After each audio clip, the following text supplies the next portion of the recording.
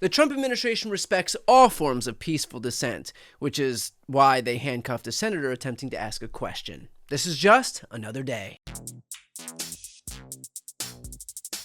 Today, America witnessed Senator Alex Padilla being forced to the ground and handcuffed during a press briefing in Los Angeles by Department of Homeland Security Secretary Christy Nome's staff. Or, to hear her tell it, "This man burst into the room, started lunging towards the podium, interrupting me and elevating his voice, and was stopped, did not identify himself, and was removed from the room."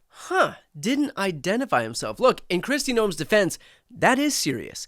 If only he had some foresight here and did the bare minimum by announcing his name. "I'm Senator Alex Padilla." Well, I can see the confusion here because aside from him saying, "I'm Senator Alex Padilla," Nome is totally right. I mean, I'm sorry, but how much more can someone identify themselves than by saying their own name out loud? Maybe for better clarity, Padilla should have had it blasting out of a boombox. You know, so horrific things like this don't happen. On the ground. Hands behind your back. Hands behind your back. If you let my hands go, I put behind my back. All right. Cool. Other hand. Lay flat. Lay flat. Other hand, sir. Other hand. It truly is jarring to watch. They needed 3 men to arrest a sitting senator for the apparent crime of trying to ask a question. I think we all know what would have happened if he had a follow-up. While I assume Christy Nome has trained her entire team to handcuff anyone with a Latino-sounding last name, this type of behavior from members of DHS is still appalling. If they're shoving members of Congress to the floor and handcuffing them with cameras everywhere, it is chilling to think what they're doing to everyday people in this country when they're not being recorded. Which is why people are marching in the streets of LA and cities across the country. It's not just to get their steps in, it's to voice their opposition to the authoritarian tactics being used by this administration. But what most people found offensive about this video was in stark contrast to what Secretary Nome was disturbed by. You know, we're leaders, we're public servants, and if he had requested a meeting, I would have loved to have sat down and had a conversation with him that coming into a press conference like this is political theater. It's wrong and it does a disservice to this country and the people who live here. The way that he acted was completely inappropriate. It wasn't becoming a U.S. senator or a public official. And look, Christy Nome is right. Leaders and public officials should always conduct themselves with appropriate levels of respect. And when you're a star, they let you do it. You can do anything. Whatever you want. Grab them by the and decorum. You know, you're a terrible reporter. Number one, you don't have what it takes to be a reporter. You're not smart enough. And professionalism. And now the poor guy, you got to see this guy. Oh, I don't know what I said. I don't remember. You know, like that.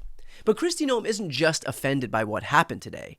She's also exhausted. I just, I'm so sick of the politics, Martha. This is literally people's lives. We have criminal gangs and terrorists out on our streets that we're trying to remove from Los Angeles.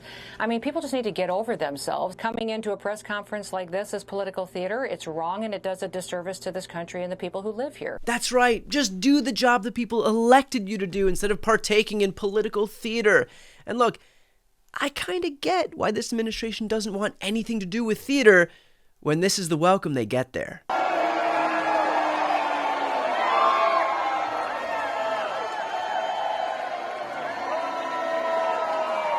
Now, in fairness, they weren't saying boo, they were saying fuck you.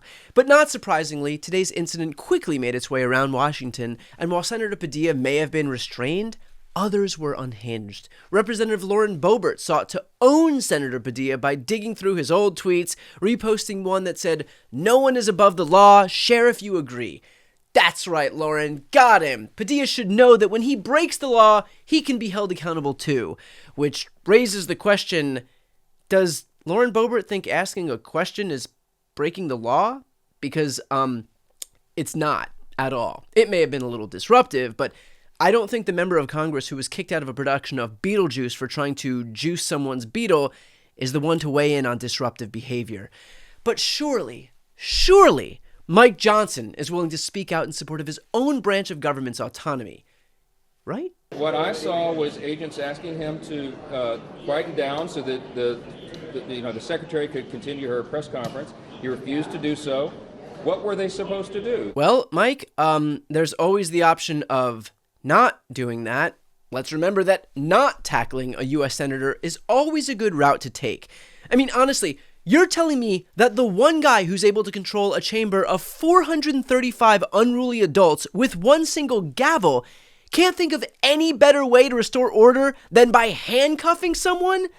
But Speaker Johnson continued. A sitting member of Congress should not act like that. It is beneath a member of Congress. It is beneath a U.S. Senator. They're supposed to lead by example, and that is not a good example. We have to turn the temperature down in this country and not escalate it. We have to turn the temperature down. I completely agree. We need to turn down the temperature. Unfortunately, this guy has control of our nation's thermostat. And we're going to be celebrating big on Saturday. We're going to have a lot of, and if there's any protester who wants to come out, they will be met with very big force. By the way, for those people that want to protest, they're going to be met with very big force. And I haven't even heard about a protest, but, you know, this is people that hate our country, but they will be met with very heavy force. Heavy force. And he's not talking about the type of heavy force a toilet seat contends with every time Trump sits down to pee. It's this heavy force. These are crystal clear intimidation tactics by a sitting president of the United States being applauded by Republican members of Congress. And their sanctimonious stance on what happened today just doesn't track. Because if the Republican Party somehow thinks the rioters on January 6th who stormed the Capitol building with batons and zip ties, smashed windows, threatened the lives of members of Congress, and assaulted multiple police officers deserve to be categorized as peace-loving protesters who were more than worthy of a presidential pardon, then my God, Senator Alex Padilla should be their Mother Teresa. The GOP wants Americans to trust their judgment on how these ICE raids are being handled around the country, but they can't even properly describe an incident that everyone saw with their own eyes on camera. Every single thing that Republicans watch gets put through their partisan filter. They're the only people on the planet who would watch Back to the Future and describe it as propaganda promoting electric vehicles. So look, I get that Republicans may not love a senator showing a lack of decorum while asking a question to a cabinet official, but if the Trump administration refuses to stop conducting careless and aggressive ICE raids, subverting the Constitution, and ignoring the legislative branch's constitutional authority, then to quote the Speaker of the House, what are we supposed to do?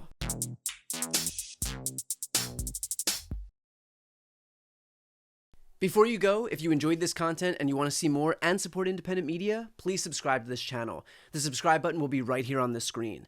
But second, the reality is that we are now in a political environment where this administration can lean on any of the social media platforms to suppress certain voices if they don't like critical coverage. That means my longevity here is in the hands of a few tech billionaires who are already making it clear that they are willing to cater to this administration. To that end, signing up for my newsletter is a way for me to reach you directly if that ever becomes necessary. I'll put the link right here on the screen as well, so please sign up. It's free, but there's also an option to do a paid subscription if you'd like to support me and my team. I really appreciate it. Thanks so much for watching.